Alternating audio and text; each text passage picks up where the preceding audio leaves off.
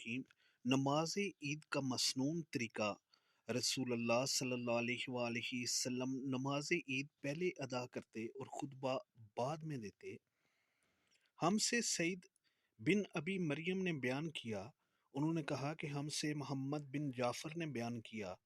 انہوں نے کہا کہ مجھے زید بن اسلم نے خبر دی، انہیں ایاز بن عبداللہ بن ابی سرع نے، انہیں ابو سعید خدری رضی اللہ تعالیٰ عنہ نے، آپ نے کہا کہ نبی کریم صلی اللہ علیہ وآلہ وسلم عید الفطر اور عید الاضحیٰ کے دن مدینہ کے باہر عیدگاہ تشریف لے جاتے تو سب سے پہلے آپ صلی اللہ علیہ وآلہ وسلم نماز پڑھاتے۔